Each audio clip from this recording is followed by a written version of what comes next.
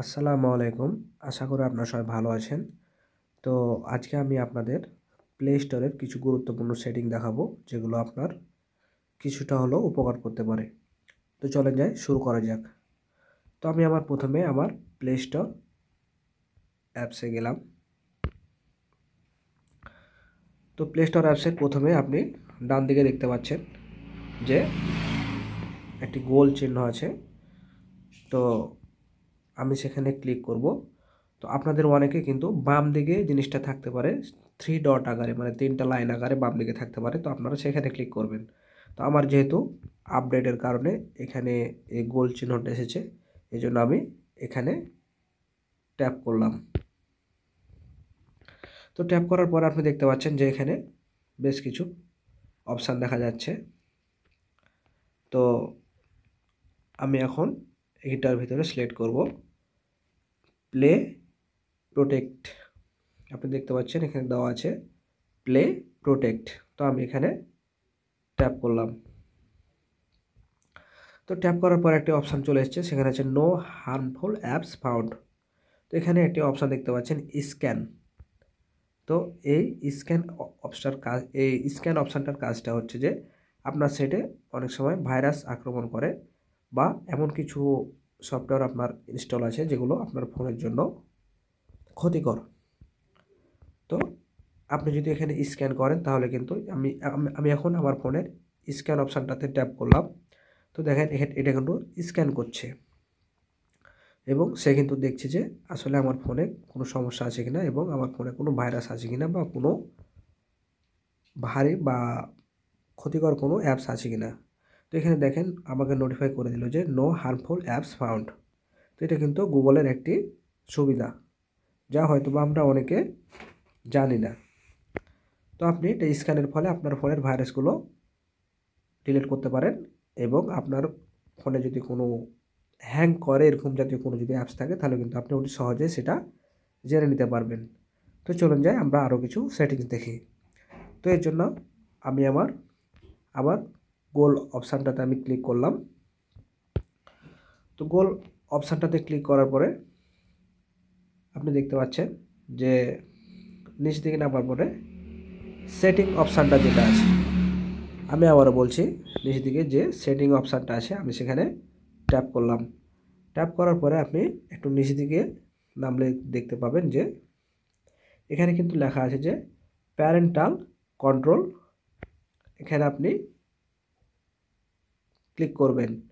আমি আবারও বলছি, এই যে ফ্যামিলি অপশানটা আছে, এখানে প্যারেন্টাল কন্ট্রোল, প্যারেন্ট গাইড। তো আপনি এখানে ট্যাপ করবেন।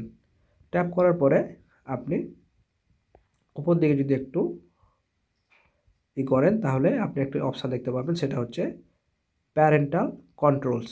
অর্থাৎ আমরা অনেক সময় আমাদের ছোট ভাই বোন বা ছেলেপিলে থাকার কারণে কিন্তু অনেক সময় আমরা মনে মনে চাই না যে আমরা কোনো খারাপ অ্যাপস বা গেমস বা অন্য কোনো জাতীয় অ্যাপসগুলো যেন তারা ডাউনলোড করতে না পারে।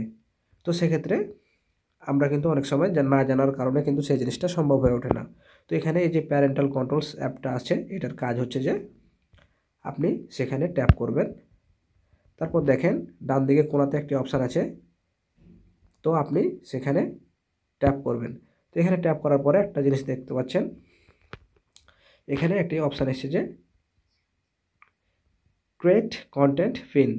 অর্থাৎ আপনি এখানে যদি কিছু পাসওয়ার্ড দেন, তাহলে কিন্তু মনে করেন 1 2 3 4 5 6 আপনি পাসওয়ার্ড দিলেন, তাহলে কিন্তু এই পাসওয়ার্ড না দেওয়া ছাড়া তারা কিন্তু আর কোনো অ্যাপস ডাউনলোড করতে পারবে না। অর্থাৎ তারা ইচ্ছা করলে যে কোনো গেমস বা কোনো খারাপ অ্যাপস তারা যদি ডাউনলোড করে, তাহলে কিন্তু তারা কিন্তু সেটা পারবে না। একমাত্র সেই পাসওয়ার্ড দিয়ে তাকে প্লে স্টোর হতে কোনো অ্যাপস ডাউনলোড করতে হবে। তো আমি যেহেতু করছি না এটা, তাই আমি নাম্বারগুলো দিলাম না। আপনারা যদি করেন তাহলে নাম্বারটা টিপবেন, তাহলে এই যে ওকে অপশানটা আছে সেটা চালু হয়ে যাবে, তখন আপনি ওকে করে দেবেন, বাস, তাহলে জিনিসটা সেটিং হয়ে যাবে। তো এরপর আমি ব্যাকে নিচ্ছি। তো ব্যাকে আসার পরে এবার আপনাকে একটা জিনিস দেখায়, সেটা হচ্ছে যে আপনার এই হাতের ফোনটা আসলে গুগল অ্যান্ড্রয়েড সার্ভিসটা আসলে সঠিকভাবে পায় কিনা, অর্থাৎ এটা গুগলের রেজিস্ট্রি করা কিনা, গুগল অনুমোদিত কিনা। তো এক্ষেত্রে আপনি একটা জিনিস দেখতে পাবেন, নিচ দিকে দেখেন অ্যাবাউট, অর্থাৎ আপনার সেটটা গুগল কর্তৃক সমর্থিত কিনা, বা গুগলের যেসব অ্যান্ড্রয়েড ভার্সনগুলো আছে সেগুলো আসলে বৈধভাবে আপনার সেটগুলো পাচ্ছে কিনা। দেখেন এখানে লাস্ট দিকে দেখেন অ্যাবাউট অপশানটাতে আছে play store, build version, device certification, অর্থাৎ আপনার এটা আপনার গুগল কর্তৃক চিহ্নিতকারী এটা সেট, অর্থাৎ এই সেটের বিস্তারিত তথ্য কিন্তু গুগল সরবরাহ করেছে। কাজে এই সার্টিফিকেশান অপশানটা যদি আপনার থাকে তার মানে আপনার সেটটা অরিজিনাল গুগলের আওতাভুক্ত। তো এখন আমরা দেখব যে আসলে আর কি অপশানগুলো গুরুত্বপূর্ণ আছে। তো আমি চলে যাচ্ছি আমার আবার গোল অপশানটাতে। তো গোল অপশানটাতে যাওয়ার পরে আপনি দেখতে পাচ্ছেন ম্যানেজ অ্যাপস অ্যান্ড ডিভাইস। এই ম্যানেজ অ্যাপ ডিভাইস অ্যাপসটাতে আমি ক্লিক করলাম। তো ক্লিক করার পর আপনি দেখতে পাচ্ছেন যে এখানে লেখা আছে যে আপডেটেডস অ্যাভেলেবল। আমি এখানে ট্যাপ করলাম। তো এখানে ট্যাপ করার পর দেখতে পাচ্ছেন যে আপনার ফোনে বেশ কিছু অ্যাপস আপডেট দিতে বলছে। তো এখানে কিন্তু আপনি প্রয়োজন অনুসারে আপনার যে অ্যাপসগুলো আপডেট দেওয়া দরকার আপনি কিন্তু সেটা আপডেট দিতে পারেন। তো এই ক্ষেত্রে আমাদের সেটার আরেকটি অপশান আছে, সেটা হচ্ছে যে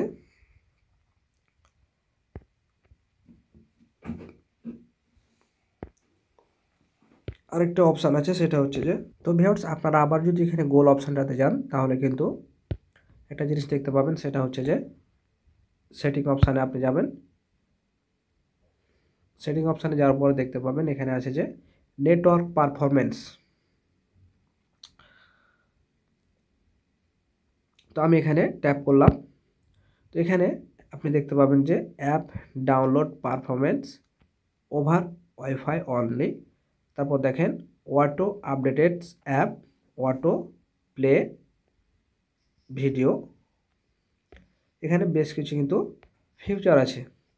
তো আপনি যদি এখানে অটো আপডেটেড এই অপশানটাতে যদি আপনি ক্লিক করেন তাহলে কিন্তু জিনিসটা দেখেন over any network, over wifi only, don't auto update apps, অর্থাৎ এখানে এই অপশানটাতে এইটাই বোঝাচ্ছে যে আপনি যদি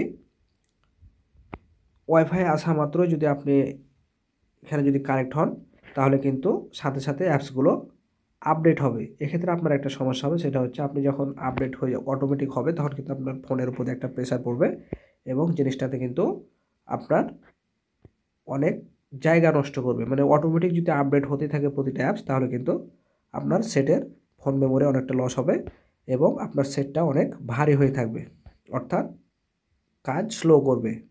তো আপনি যদি এক্ষেত্রে এই যে ডন্ট অটো আপডেটেড অ্যাপস এটা যদি করে থাকেন তাহলে কিন্তু আপনার সেটের অ্যাপসগুলো অটোমেটিক আপডেট হবে না, অর্থাৎ আপনার সেটটা কিন্তু কাজ করতে সুবিধা হবে এবং হালকা মনে হবে সেটটা।